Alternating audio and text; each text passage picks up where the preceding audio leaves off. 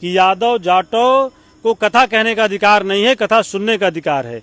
मैं शंकराचार्य जी से कह देना चाहता हूँ कि जिस दिन इस मुल्क का 85% बहुजन समाज है, जो दलित पिछड़ा है, शोषित है, जिस दिन छोड़ देगा आपका कथा सुनना, उस दिन आपको रोड पर आकर उतर के भीख मांगना। आपकी रोजी रोटी इसी समाज से चलती है।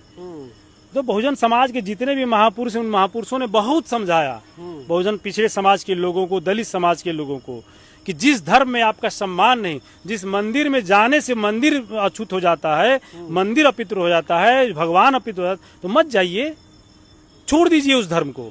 अगर यादव समाज के अगर कोई कथावाचक है, अगर वो कथा कह रहा है, तो उसमें कौन सी आपत्ति होनी चाहिए? इसका मतलब कि ये जो समाज के वहाँ जो लोग थे, उनके अंदर एक नफरत भरी है जाति के नाम पर, जाति के नाम पर, कि एक शूद्र समाज का, एक पिछड़ा समाज का व्यक्ति कैसे वेद पढ़ेगा, कैसे पुराण पढ़ेगा।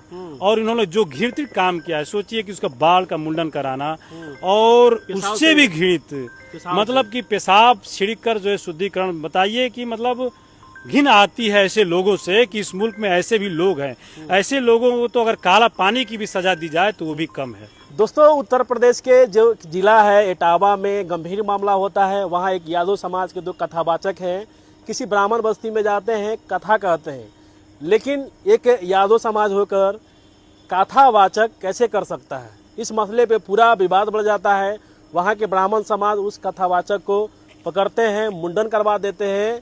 मुंडन तक ही नहीं करवाते हैं, मामला और आगे बढ़ जाता है। मामला यहाँ तक बढ़ता है कि एक ब्राह्मण महिला पेशाब कर देती है, और उस मूत्र से उस यादव जी का शुद्धिकरण किया जाता है। और इस मसले में पूरे बिहार में, पूरे देश में भूचाल मचा हुआ है।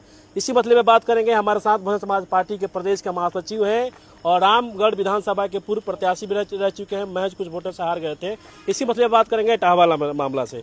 भैया, जो इटावा वाला मामला हुआ, पूरा देश में माहौल गर्म है, तमाम लोग के बातें कर रहे हैं, इस पे क्या आपकी क्या राय है? देखिए, जो इटावा में जो मामला हुआ है, वो तो जो कृत हुआ है उसकी जितनी भी निंदा की जाए उसकी कम है। मतलब जितनी भी निंदा की जाए, इस मुल्क में आजादी के इतने साल बाद भी अगर किसी के साथ जाति के नाम पर, धर्म के नाम पर अगर अत्याचार हो रहा हो, और इतना घृणित कार्य, सोचिए कि एक यादव समाज का, एक पिछड़ा समाज का कोई कथावाचक है, या कोई दलित समाज का है, तो इन लोगों को मैं कहना चाहता हूं कि आप भारतीय संविधान को पढ़िए। बाबा साहब ने जो संविधान में जो अधिकार दिया है, अनुच्छेद 14, 15, 17 में जो दिया है कि जाति धर्म के आधार पर किसी के साथ आप भेदभाव नहीं कर सकते हैं, सबको अपने धर्मों को मानने की आजादी है। तो इन लोगों ने जो कृत्य किया है, तो मैं तो उत्तर प्रदेश के सरकार से अपील